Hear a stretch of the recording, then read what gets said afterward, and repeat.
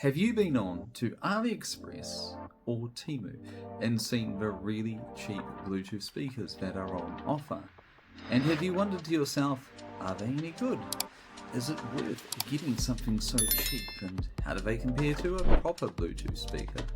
Well, I have, so I decided to get the cheapest Bluetooth stereo speaker that I could find. Here it is, and as you can see, they spent all of the budget on the packaging. Apparently this is the model 007, imaginatively named. Opening up the quality box, you get a bag, and here is the speaker. At first glance, this product doesn't look too bad. It has a bass port on this side and a bass port on this side, and a large speaker grill at the front with a left speaker here and a right speaker there. The entire product is covered in this rubberized plastic, which feels nice to the touch and doesn't feel super cheap. It is quite easy to knock over though, as you can see. Around the back there is another textured surface and the inputs for the DC 5 volts, so that's so you can charge it, a TF or micro SD card slot, a USB slot so you can play USB music, and the on-off button. And at the top we have a M button, presumably that's mode, a plus and minus button, and a play pause button. If you look a little bit closer on the outside, you can see that this was put together in a hurry. This badge here is loose and kind of feels like it could come off. And if you look closely here on the side, this is actually a sticker, and it's not quite aligned properly, so a bit of the sticker kind of protrudes on the edge. Around the back there's some more quality control issues. There's something sticking out there, and if you look here, the gap between this piece of plastic and this piece of plastic isn't quite aligned. And apparently, wait, can you? You can take these end pieces off. They just sort of screw on. Yep, those just come off. Not entirely sure why those come off or if they need to come off, but they do. Anyway, I'll put them back on. Let's turn it on.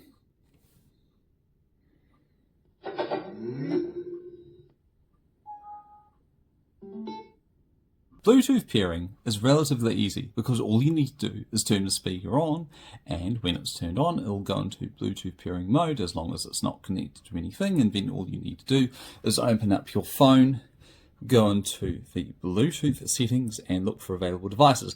Now here, interestingly, it's named the Charge Mini, but clicking on the Charge Mini and then pairing should pair the devices, and I believe that sound indicates that it's now paired with the phone.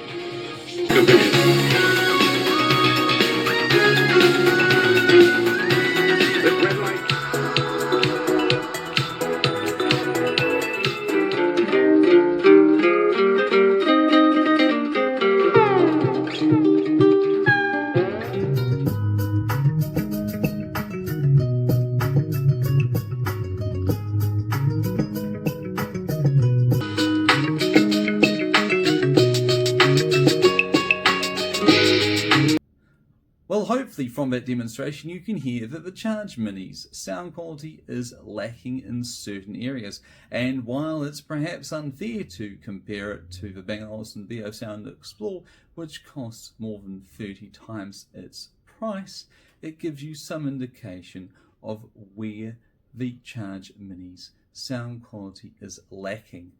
The first notable issue with the Charge Mini's sound quality is the lack of bass. It's very, very tinny. The second issue with the Charge Mini's sound quality is the harshness. It's like they've got the treble turned all the way up. The Charge Mini also emphasizes the high-end notes, making everything sound much tinnier and tingy than it otherwise needs to be. But in one of the photos online, it showed that the speaker was positioned like this, so maybe that'll improve sound quality.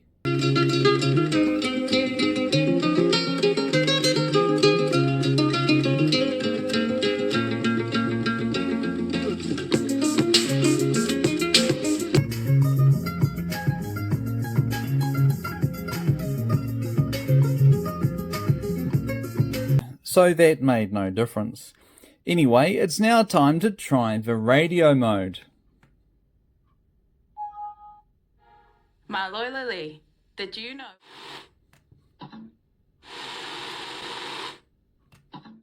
It's not the easiest thing to work, but now it's going for an auto-tune mode, and apparently you just let it go through all its modes until you find a station that you actually like. Gone and got some new shades?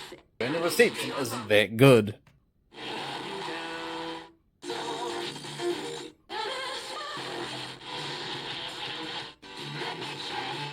Score yourself a double pass. Cool.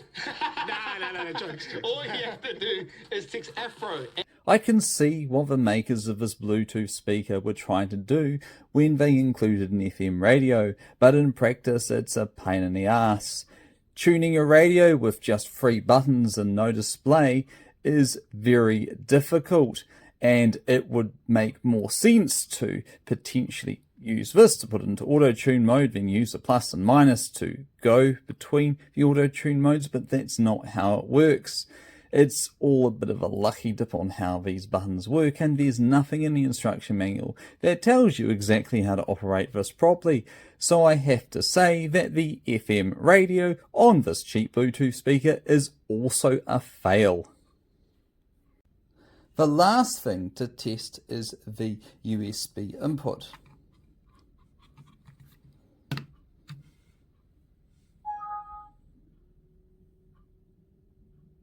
Seems to have detected it, but will it play? No, it won't play MP3 files from a USB stick. Okay, what about the micro SD card slot?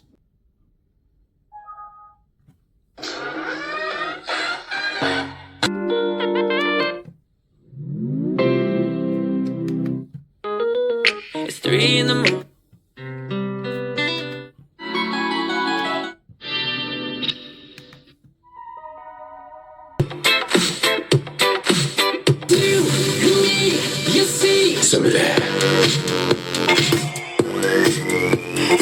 It just vibrated the side panel off. It's literally a speaker that falls apart as you use it, and yes, that was on full volume, and at full volume it sounds absolutely awful, distorting its way through the music. It sounds a little bit better when playing songs from a micro SD card, but better doesn't mean it is any good. It still sounds absolutely awful. It's muffled, lacks bass, and is far too harsh in the top end. And if you turn it up to full volume, it absolutely distorts completely. It's rather crap. But then again, it's only $12, so what do you expect?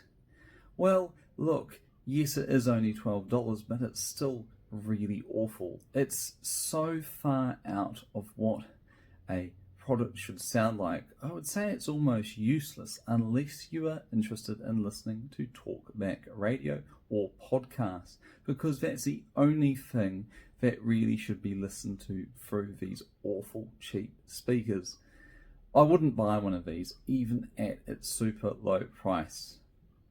Anyway, that brings us on to the end of the video. I hope you enjoyed watching, and if you did, leave a like. Comment down below if you've bought a cheap nasty Bluetooth speaker like this, and if you really like the video, consider subscribing so you can see more videos like this soon. Anyway, I've been Andrew, and thanks so much for watching. Bye.